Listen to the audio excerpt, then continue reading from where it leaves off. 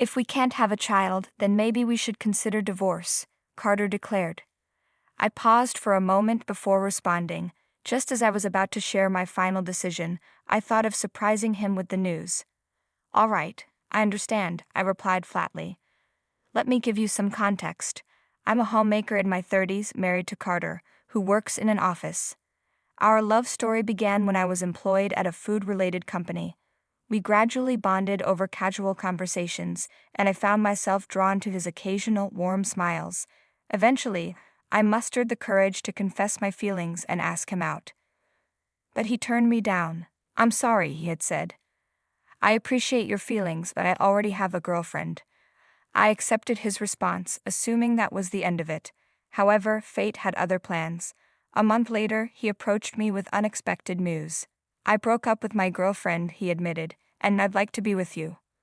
Apparently, my confession had lingered in his mind, and he couldn't stop thinking about me, leading him to end his previous relationship. I felt guilty, wondering if I had been the cause of their breakup, but Carter reassured me with a gentle smile. Don't worry, he said. It probably wouldn't have lasted anyway. His words soothed my unease, and our relationship flourished. After 3 years together, we got married. Carter had always expressed a strong desire for children, and he asked if I could leave my job to focus on our home and future family. Since my workplace was far from ideal, I had no objections. I embraced the role of a full-time homemaker, ready to build a peaceful life together. The transition wasn't easy, but I didn't mind. I took pride in creating a warm home for us. We lived close to Carter's parents, just a 10-minute walk away. At first, I worried that frequent visits might lead to tension, but his parents were nothing but kind. They welcomed me warmly, treating me like the daughter they never had. You are more precious to us than a grandchild, they would say. We've always wanted a daughter, so let us spoil you. I especially grew close to Carter's mother, Hazel, and found quiet reliability in his father, Andrew. For the first few years, everything was perfect. Then, things changed. Slowly, the warm affection from Carter's parents turned into cold disapproval. Andrew withdrew into silence, and Hazel's kindness morphed into something unrecognizable. It was as if she had been hiding her true nature all along. Where she once reassured me about children coming naturally, she now pressured me relentlessly. Where's my grandchild? She would demand each time she visited. Especially when Carter wasn't around. She would compare me to other women in the neighborhood, constantly reminding me that others were getting pregnant while I wasn't. But what Hazel didn't realize was that Carter had long since lost interest in having children. Despite his initial excitement, within a year of our marriage, he had become completely indifferent. Every time I tried to initiate intimacy, he brushed me off. I'm tired, he would say, or worse, don't interrupt my game. When I confided in Hazel about this, she ignored my words, continuing to blame me for our lack of children. Her relentless pressure weighed on me heavily, making it feel impossible to breathe. Eventually, I reached my breaking point and told Carter about the stress his mother was causing me. He sighed, unwilling to engage in the conversation. There's no rush, he muttered. Still, he reluctantly agreed to try more, though our efforts remained fruitless. And with each passing day, Hazel's criticisms only grew harsher. Desperate, we turned to fertility treatments. I hoped this would finally bring relief. Instead, it only drove a deeper wedge between us. Carter, who had always been somewhat distant, withdrew even further. He began spending all his free time locked in his room, playing video games. He stopped engaging with me, barely acknowledging my presence. His irritation flared over the smallest things, complaining about minor expenses, snapping at me over trivial matters.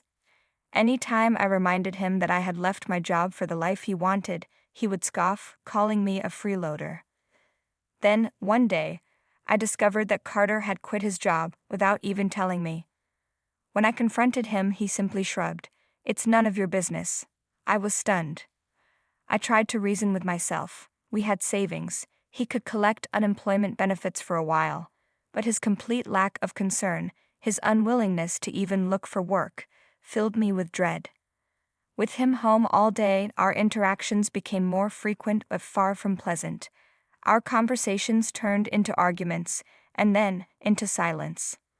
I started questioning our marriage. Was there any love left between us, or had it already crumbled beyond repair? The breaking point came when I finally confronted him. "You need to stop playing games all day and start looking for a job," I snapped, exhausted from his inaction. His response: "Oh, by the way," he said casually, "Mom thinks we should get a divorce if we can't have a kid." For the first time in a long while, I felt a rush of gratitude toward Hazel. Because, unbeknownst to Carter, I was already pregnant. I had just confirmed it at my last checkup, planning to tell him that very night, but now I realized I didn't have to. I looked at him, my mind made up. "All right," I said. "I understand." I pulled out the already completed divorce papers from a drawer and handed them over to Carter. His expression shifted from shock to disbelief. He hadn't expected me to agree so easily, much less have the documents ready to sign. He stammered, frozen in place, his usual commanding demeanor vanishing. He looked like he wanted to say something, but his mother's influence loomed over him. Eventually, with clear hesitation, he signed the papers, his eyes darting toward me repeatedly. Later, we sat down to discuss the division of assets. In reality, there wasn't much to divide. Carter had always complained about my spending, but the truth was he was the reckless one. Not only did he waste money on games at home, but he also squandered large sums at gaming centers, leaving his finances in ruins. When he realized we had no joint savings or significant assets, his disappointment was evident. Still, he pointed to a savings passbook and suggested we should split this too. I shook my head. "That account isn't part of the settlement. Those are savings I built up before our marriage. It's legally mine." His face went pale. Then, as if grasping at straws, he turned to the condo. "I should at least get the condo." I met his gaze with a calm smile. "The condo is under my name, and I've already listed it for sale. You can't stay here. It wouldn't be appropriate. Besides, I've been saving up for a new home, one that's better suited for the future." Carter's expression twisted in disbelief. He had always assumed I was financially dependent on him, never realizing I had built my own wealth long before our marriage. Even with the proceeds from selling the condo, I had enough funds to purchase a comfortable home in the city. And since all these assets were acquired before we wed, they weren't up for division. The realization hit him hard. He had no claim to anything. He sat in stunned silence as the reality sank in. Our discussion ended quickly after that, as there was little left to resolve. With everything settled, I officially filed for divorce at City Hall. The process went smoothly, and soon we were no longer husband and wife. A few months later, I returned to my parents' home, where I received their unwavering support as I prepared for the arrival of my child. When the time came, I gave birth to a healthy baby boy. I named him Rowan, inspired by a name from the Bible.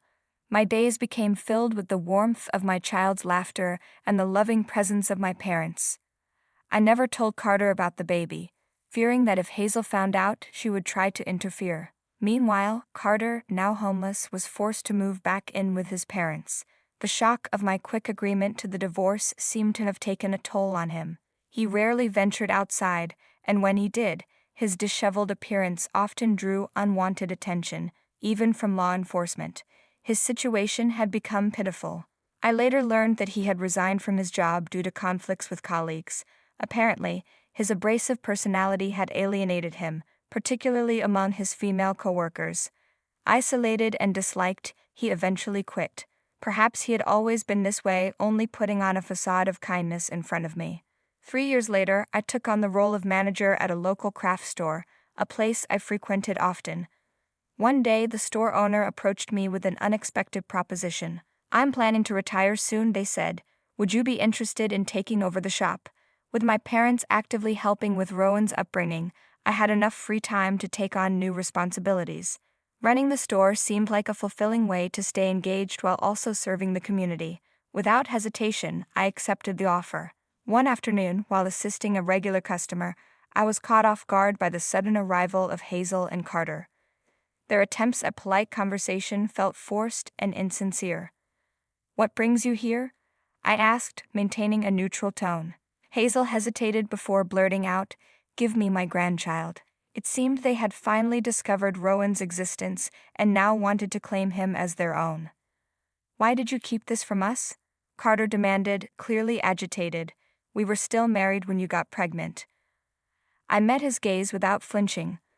I stayed silent because I wanted the divorce to go through. If you had known, you and your mother would have done everything in your power to stop it. Hazel, undeterred, pressed on. That child belongs with us.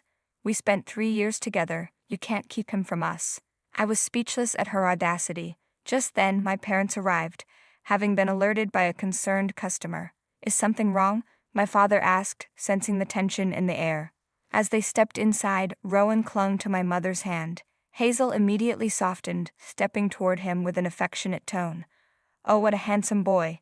He looks just like Carter did as a child. Look, I'm your grandmother. Before I could intervene, Rowan pulled away, clinging to my mother.